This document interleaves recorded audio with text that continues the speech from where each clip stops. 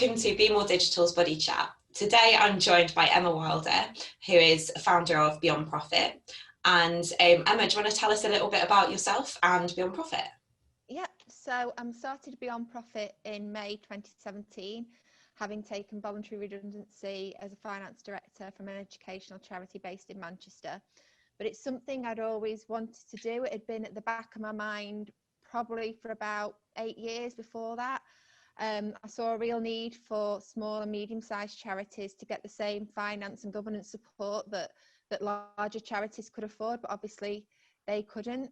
So what Beyond Profit does is we specialise in small and medium-sized charities and providing that finance and governance support. So that can be anything from running payroll, setting up finance systems, being the charity secretary, so actually running the governance for the charity, to things like risk management workshops and writing policies and stuff like that. In terms of my own experience, I'm a fellow of the Chartered Institute of Management Accountants and a member in practice of them, and I also hold my certificate in charity law and governance. So I feel I bring together all worlds, but also I'm not what you'd call a typical accountant.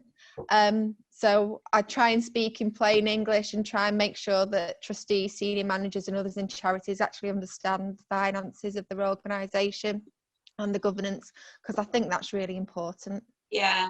One of the key things in Key Concepts, the Be More Digital first course, is about risks and ethics. And we work together to build a kind of risk matrix, which I've actually used in like my normal life as well. And I really liked the way that it was really kind of straightforward, and it went with the way that I work as a digital practitioner. Is I kind of build layers upon layers, and that really did that too. Do you find that doing things like that makes it slightly more accessible to the people you work with?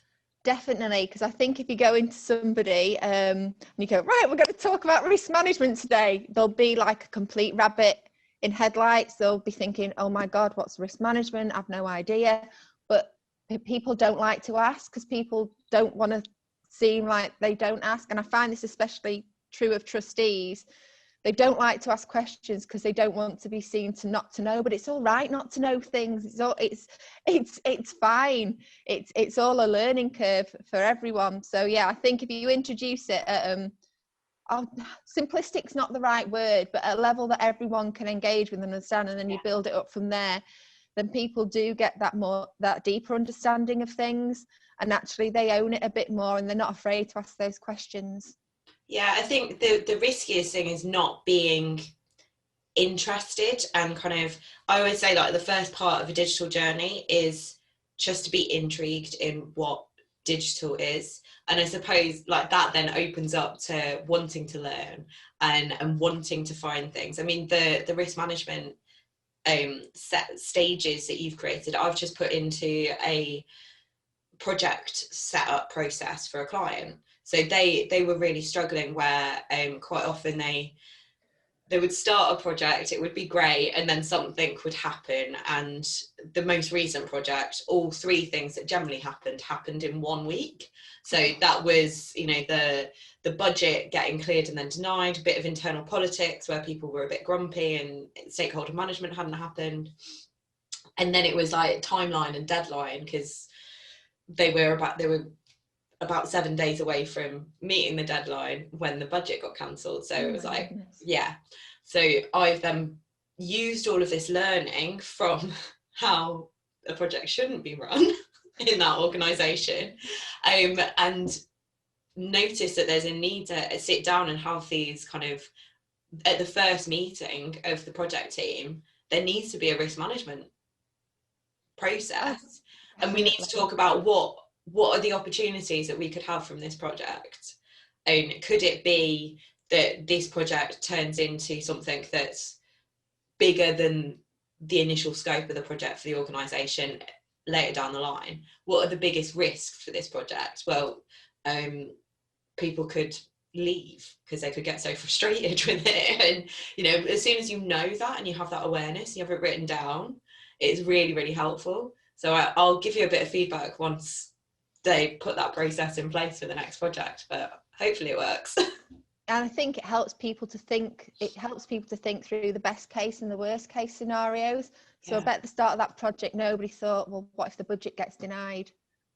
No, because the budget had never been denied for that organisation ever, because it's a massive organisation, and the project was a relatively small one. I mean, it was only £30,000 to deliver, which for the size of this organisation was tiny.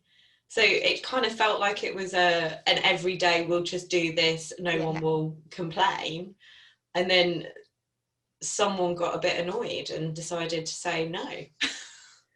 But you've mentioned also that people leaving, in that key man dependency is often a risk in especially in smaller charities, where you are so reliant on one person to do something. And if you can address that risk at the start, you can actually then build other people's skills, because people can take on some responsibility and some learning, and then you've not got that situation where if one person leaves, it all goes horribly wrong. Yeah, definitely. What other occasions have you used the setup that you shared with me on the Key Concepts course? Like how has that helped other organisations in the past? So I think for some charities, it's just about getting those risks out on paper. They've never had a proper risk register. So I suspect like the chief executive and maybe other senior managers have had all these worries in their head, and the trustees have had other worries, but they've never had the opportunity to almost do a brain dump and just get it all out on paper, and then talk it through, and then think, actually, is this a risk or is it an opportunity, or is it a bit of both? And if it is a risk, well, how do we manage it? Can it be managed? Because I think not all risks can be managed. Some risks you just have to accept the risk, you have to tolerate it, whereas others you can transfer like via insurance, or for example in charities, a lot of people, when they take on risks, they can sometimes set up a trading subsidiary to mitigate the risk to the main charity. So it's just getting those thoughts out of your head and getting them on paper, and then trying to get them organised and having a discussion with everyone about it. And because actually what you might see as a risk, somebody else might not see as a risk, and they'll have their reasons for it. And actually by talking about it, you can go, oh yeah, it's not really a risk, actually. It was just something that was concerning me. Yeah, and what I really liked about both the process that you shared with us on Key Concepts, but also when we first met was on Charity Hour, and you were talking about the risk of missing opportunities. And that is something that we share so much. Like, digital is a huge opportunity, and actually the biggest risk, in my opinion, of digital is not taking any of those opportunities. But also with that, there is that risk of wanting to take too many. So quite often I'm talking about, the good sales call, getting especially the small charities onto far too many digital tools and products that they don't need to try and help. How do you kind of work out what is the opportunity and what is the risk? Is it through discussion or through experience? I think it's a mix of both. So I think a lot of it's through discussion, and then for me, it's then asking those questions back about, well, why is this an opportunity? Have you thought of this? And it's almost coaching them to get to the right answer in a way. And I think you're right what you said about smaller charities. You could throw loads of digital tools at them, and actually that'd be far too much for them to take on board. So it's about getting the right tools in place for that charity. Yeah. And it'll be different for different charities. So one of the things I'm really keen on at the moment, and I've started doing it for my own business, is getting all the accountancy records in the cloud, which I know might sound really simple, but a lot of charities still have loads of paper files. Yeah. And for me, so they're not using the technology that's out there to make their jobs more efficient, which I think if you can make things like bookkeeping, like the day-to-day stuff, more efficient, actually that frees up time to have these discussions and to make a real difference to the beneficiaries of the charity, and to do more with the time that you've got. Definitely. And I quite often find, especially the smaller charities, they see digital as websites and social media, and they forget that digital is the behind the scenes, the tools that can really help people every day. And there are so many out there that can kind of really, really help with time management, project management.